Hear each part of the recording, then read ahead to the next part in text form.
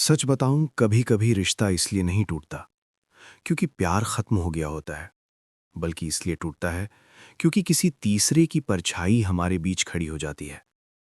और सबसे दर्दनाक बात क्या होती है?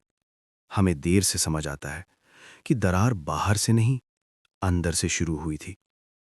जरा अपने दिल पर हाथ रखकर सोचो, क्या सच में वो कोई और इतना ताकतवर था, या हम दोनों के बीच पहले से कुछ अनकहा, कुछ अधूरा, कुछ असुरक्षित पड़ा हुआ था, जिसे किसी और ने बस छू दिया? आज मैं तुम्हें दोष देने नहीं आया, ना तुम्हें सही साबित करने, ना गलत। मैं तुम्हें आईना दिखाने आया हूं, क्योंकि स्टोइक फिलॉसफी एक बात सिखाती है, जो हमारे कंट्रोल में है वही हमारी असली जिम्मेदारी है। किसी और की वजह से दरार आई, पर क्या उस दरार को जगह हमने दी? हो सकता है वो दोस्त हो जिसने कान भरे, हो सकता है कोई एक्स हो जो वापस मैसेज करने लगा, हो सकता है परिवार, सोसाइटी या सोशल मीडिया की कंपैरिजन कल्चर, या शायद वो इंसान जिसे तुमने बस दोस्त कहा, लेकिन तुम्हारे पार्टनर के दिल में इनसिक्योरिटी बो दी। लेकिन रुककर सोचो, अगर नींव मजबूत हो तो हवा दीवार नहीं गिरा पाती। तो सवाल ये नहीं है कि तीसरा कौन था, सवाल ये है कि हम दोनों के बीच कौन सी कमजोरी थी जिसे उसने छू लिया। आज हम उस कमजोरी को पहचानेंगे, ताकि अगला रिश्ता या वही रिश्ता पहले से ज्यादा मजबूत बन सके। अगर ये बात तुम्हारे दिल तक पहुंच रही है, तो आगे जो सुनोगे वो शायद तुम्हारी पूरी सोच बदल दे। सबसे पहले एक कड़वा सच, किसी भी रिश्ते में तीसरा इंसान तभी असर करता है जब दो लोगों के बीच भरोसा पूरी तरह पक्का नहीं होता। तुम सोच रहे होगे, नहीं, हमारे बीच तो सब ठीक था। लेकिन सच में ठीक था, या हम दोनों ने बस अनकंफर्टेबल बातों को अवॉइड करना सीख लिया था? स्टोइक सोच कहती है, जो चीज तुम्हें हिला दे वो पहले से तुम्हारे अंदर मौजूद होती है। अगर किसी और की बातों से तुम्हारा पार्टनर तुम पर शक करने लगा, तो शक उस तीसरे ने पैदा नहीं किया। शक की छोटी सी चिंगारी पहले से थी, उसने बस हवा दी। मान लो तुम्हारा कोई क्लोज दोस्त था, तुम कहते रहे, हम सिर्फ दोस्त हैं। लेकिन क्या तुमने कभी अपने पार्टनर की असुरक्षा को सीरियसली लिया, या हर बार यह कहकर टाल दिया कि तुम ओवरथिंक कर रहे हो? यहीं से दरार शुरू होती है। जब एक इंसान बार बार अपने डर को बताता है और दूसरा उसे ड्रामा समझ लेता है, रिश्ता सिर्फ सच्चाई से नहीं चलता, रिश्ता रीअश्योरेंस से चलता है। बार बार ये जताने से चलता है कि मैं तुम्हारे साथ हूं। अगर ये रीअश्योरेंस कम हो जाए, तो बाहर की दुनिया को बीच में आने में देर नहीं लगती। अब सोचो, तुमने आखिरी बार कब अपने पार्टनर को यह महसूस कराया था कि वो तुम्हारी प्रायोरिटी है? अगर इस सवाल का जवाब ढूंढते हुए दिल थोड़ा भारी हो रहा है, तो आगे की बात तुम्हारे लिए बहुत जरूरी है। कभी गौर किया है, जब कोई तीसरा हमारे रिश्ते में आता है तो हम तुरंत उसे विलन बना देते हैं, लेकिन असली कहानी इतनी सीधी नहीं होती। हो सकता है वो बस एक ट्रिगर था, असल इशू तो अटेंशन का था, या इमोशनल डिस्टेंस का, या वो खालीपन जो धीरे धीरे हमारे बीच बढ़ता जा रहा था। मान लो, पहले तुम घंटों बात करते थे, हर छोटी बात शेयर करते थे। फिर काम बढ़ा, स्ट्रेस बढ़ा, प्रायोरिटीज बदली, और हम की जगह मैं और तुम आने लगा। उसी वक्त कोई तीसरा इंसान आया, जिसने बस सुना, बस टाइम दिया, बस इंपॉर्टेंस दी। अब सोचो, क्या अट्रैक्शन सिर्फ फीलिंग्स का था, या उस अटेंशन का जो रिश्ते के अंदर कम हो चुका था?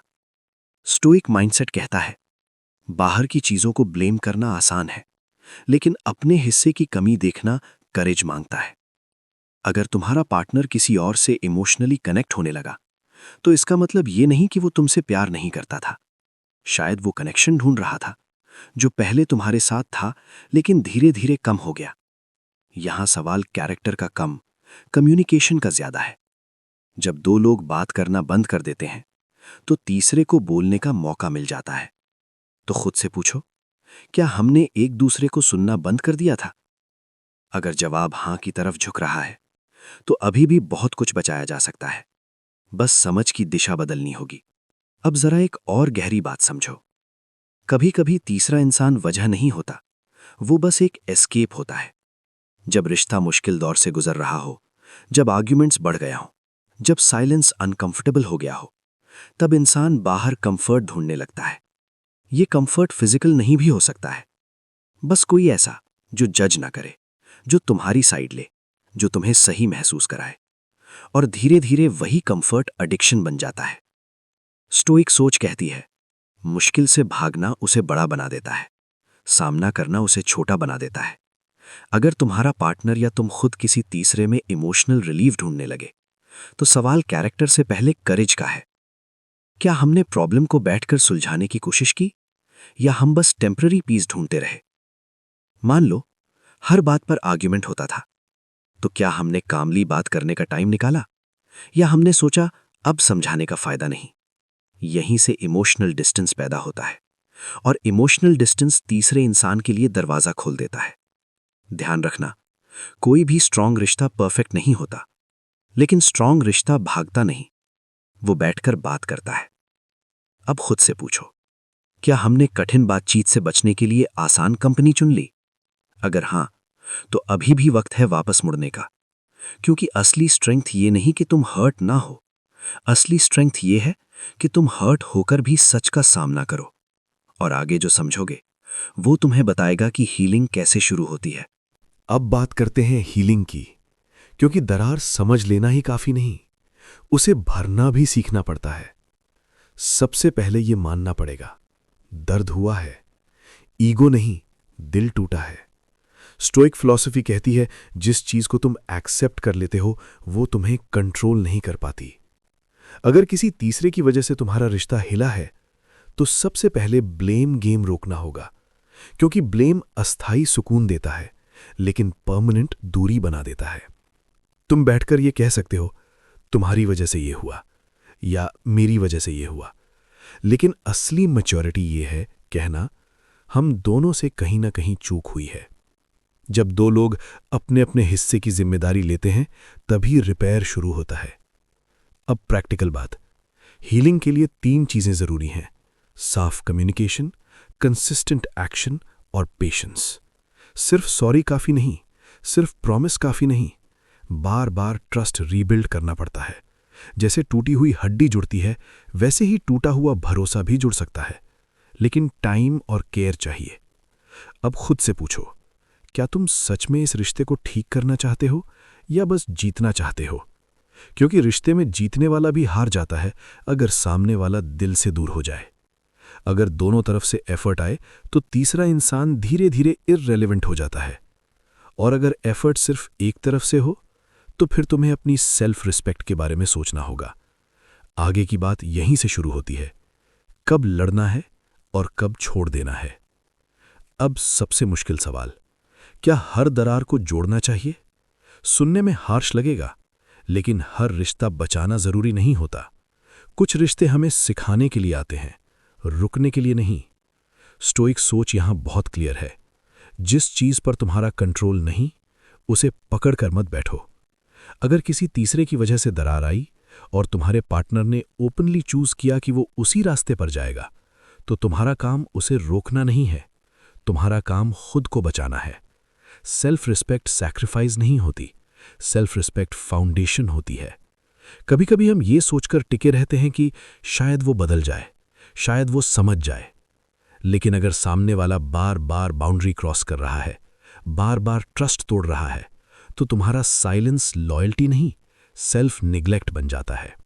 यह समझना जरूरी है, प्यार का मतलब टॉलरेट करना नहीं है, प्यार का मतलब म्यूचुअल एफर्ट है। अगर दोनों तरफ से रिपेयर की इच्छा है, तो दरार भर सकती है, लेकिन अगर एक तरफ से सिर्फ एक्सक्यूजेस हैं, तो दरार गहरी होती जाएगी। अब खुद से पूछो, क्या तुम उस इंसान के साथ फ्यूचर इमेजिन कर सकते हो जिस पर तुम्हें हर दिन डाउट करना पड़े? अगर जवाब नहीं है, तो जाने देना कमजोरी नहीं है, क्योंकि स्टोइक माइंडसेट यही कहता है, अपनी शांति को किसी और के बिहेवियर पर डिपेंड मत करो। आगे हम बात करेंगे कैसे खुद को इमोशनली मजबूत बनाया जाए, ताकि कोई तीसरा इंसान कभी तुम्हारी दुनिया न हिला सके। अब सबसे जरूरी बात, अगर तुम्हारा रिश्ता हिल भी गया है, तो भी तुम्हारी जिंदगी नहीं हिली है।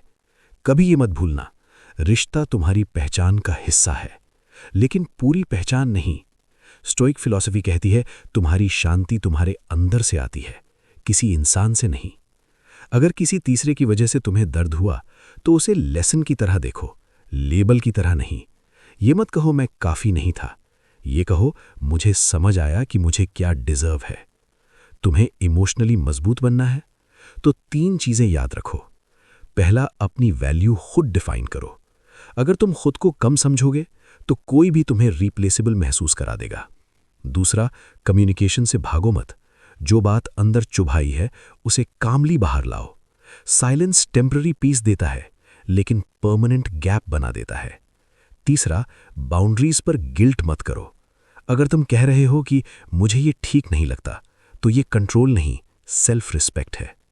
याद रखो, कोई तीसरा इंसान तभी ताकतवर बनता है जब 2 लोगों के बीच क्लैरिटी और करेज कम हो जाता है। अगर तुमने इस पूरे सफर में खुद को समझ लिया तो चाहे रिश्ता बचे या ना बचे, तुम मजबूत बनकर निकलोगे। और यही असली जीत है। अगर ये बातें तुम्हारे दिल तक पहुंची हैं तो नीचे कमेंट में जरूर लिखो, मैं अपनी शांति को चुनता हूं।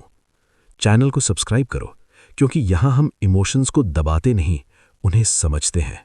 याद रखो, कोई भी तीसरा इंसान तुम्हारी कहानी का अंत नहीं लिख सकता जब तक तुम खुद हार ना मान लो।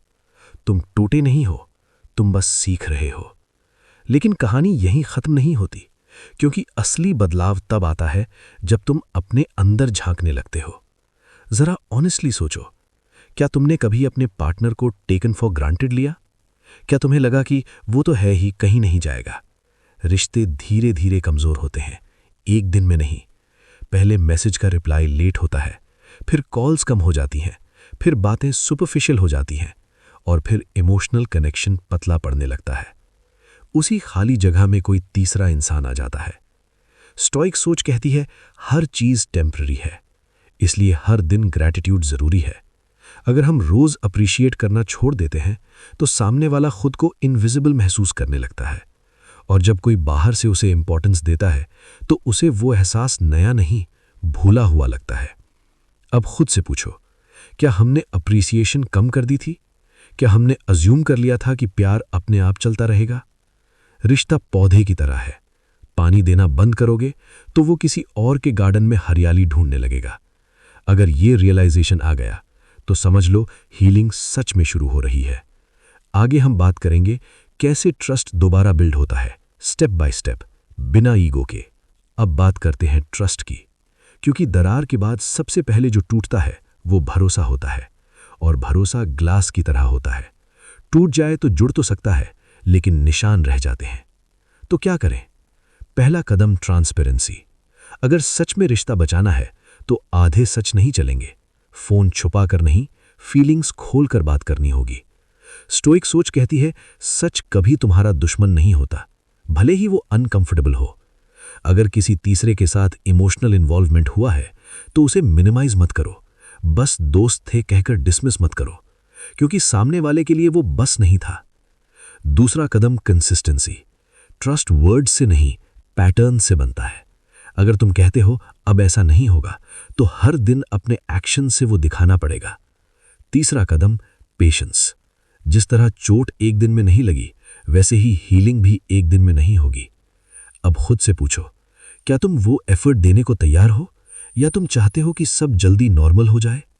नॉर्मल वापस नहीं आता, न्यू नॉर्मल बनता है, और वो तभी बनता है जब दोनों लोग ईगो से ऊपर उठकर रिश्ते को प्रायोरिटी बना दें।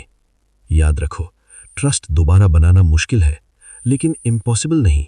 बस शर्त यह है, इस बार रिश्ता डर पर नहीं, क्लैरिटी पर खड़ा। अब एक और गहरी बात, कभी कभी हम तीसरे इंसान से ज्यादा अपने डर से लड़ रहे होते हैं। जब दरार आती है तो हमारे अंदर 2 आवाजें उठती हैं। एक कहती है तुम्हें छोड़ देना चाहिए, दूसरी कहती है शायद अभी भी उम्मीद है। और यहीं पर तुम्हारा कैरेक्टर तय होता है। स्टोइक फिलॉसफी कहती है निर्णय भावनाओं की आंधी में नहीं, शांत मन में लेना चाहिए। अगर तुम गुस्से में फैसला करोगे तो बाद में पछतावा होगा। अगर डर में फैसला करोगे तो सेल्फ रिस्पेक्ट खो दोगे। इसलिए पहले खुद को स्थिर करो, अपनी इमोशंस को ऑब्जर्व करो, रिएक्ट मत करो।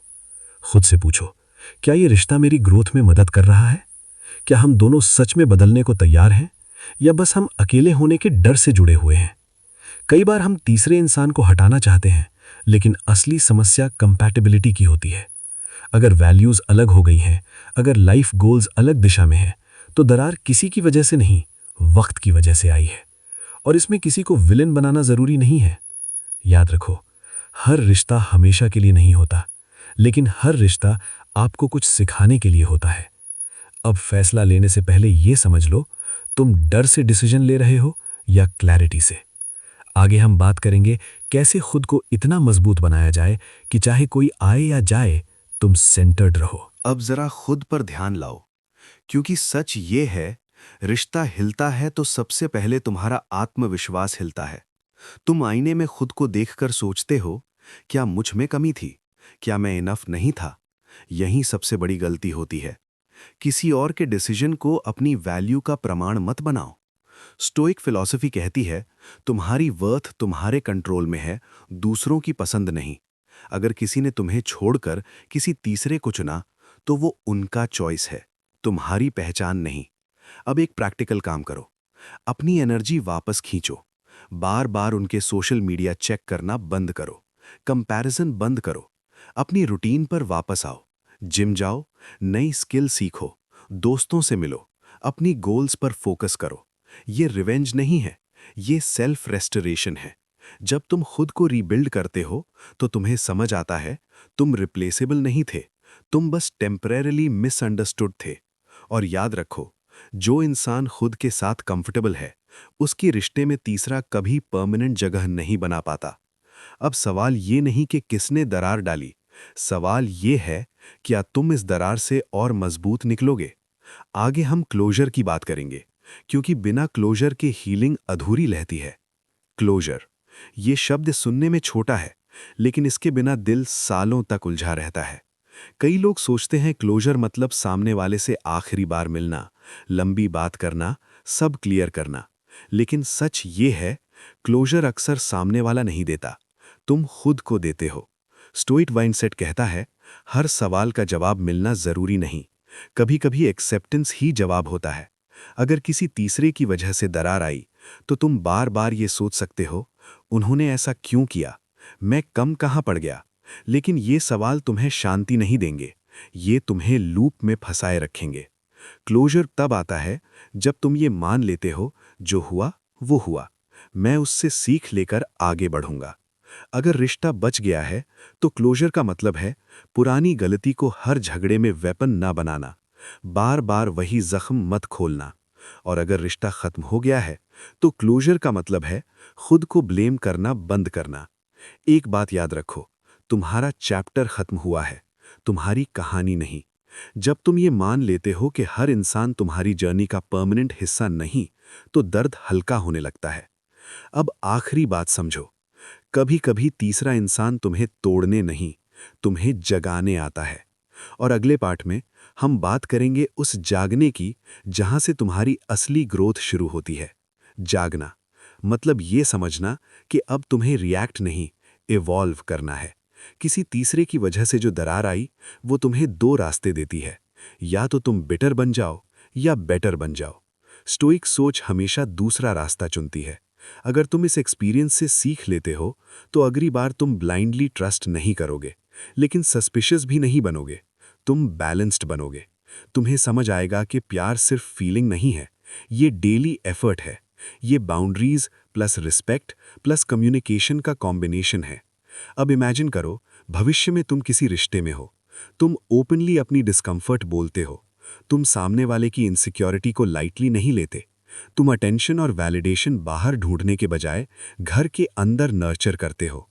तब कोई तीसरा आए भी तो वो थ्रेट नहीं लगेगा, क्योंकि मजबूत रिश्ता टेम्पटेशन से नहीं टूटता, वो साइलेंस और ईगो से टूटता है। आज जो दर्द है, वो तुम्हें इमोशनली इंटेलिजेंट बना सकता है। बस एक फैसला चाहिए, मैं इस एक्सपीरियंस को ट्रॉमा नहीं, ट्रेनिंग बनाऊंगा। अब आखिरी दो हिस्सों में हम उस क्लैरिटी पर पहुंचेंगे, जहां तुम खुद को और अपने फ्यूचर को एक नई नज़र से देखोगे। तैयार रहो, क्योंकि असली एम्पावरमेंट अब शुरू होने वाला है। अब जरा भविष्य की तस्वीर देखो, जहां तुम किसी रिश्ते में हो, लेकिन इस बार तुम खोए हुए नहीं, जागे हुए हो। तुम्हें पता है कि ट्रस्ट ब्लाइंड नहीं होना चाहिए, तुम्हें पता है कि प्यार में ट्रांसपेरेंसी कमजोरी नहीं, ताकत है। और सबसे बड़ी बात, तुम्हें पता है कि तुम्हारी शांति किसी और के बिहेवियर पर डिपेंड नहीं करती। स्टोइक फिलॉसफी कहती है, बाहर की घटनाएं तुम्हारे कंट्रोल में नहीं, लेकिन तुम्हारी प्रतिक्रिया हमेशा तुम्हारे कंट्रोल में है। अगर कभी फिर कोई तीसरा इंसान तुम्हारी लाइफ में एंटर करता है, तो तुम पैनिक नहीं करोगे, तुम कामली ऑब्जर्व करोगे। तुम खुद से पूछोगे, क्या हमारे बीच कम्युनिकेशन क्लियर है? क्या बाउंड्रीज डिफाइंड है? क्या हम रोज एक दूसरे को चूज कर रहे हैं? क्योंकि सच्चा रिश्ता रोज चूज किया जाता है, ऑटोमेटिक नहीं चलता। अब इमेजिन करो, तुम अपने पार्टनर से कामली बोल रहे हो, अगर कुछ भी तुम्हें परेशान कर रहा है तो हम बैठकर बात करेंगे, हम किसी तीसरे को जगह नहीं देंगे। ये कॉन्फिडेंस तब आता है जब तुमने खुद के साथ ऑनेस्टी प्रैक्टिस की हो। और अगर कभी तुम्हें अकेले चलना पड़े तो भी तुम टूटोगे नहीं, क्योंकि तुम जानते हो तुम्हारी वैल्यू रिलेशनशिप स्टेटस से तय नहीं होती। अब आखिरी पार्ट में हम उस अंतिम सच्चाई पर पहुंचेंगे जो तुम्हें पूरी तरह मुक्त कर देगी। अब आखिरी सच्चाई सुनो, किसी भी रिश्ते में तीसरा इंसान असली ताकत नहीं होता। असली ताकत होती है क्लैरिटी, करेज और कमिटमेंट।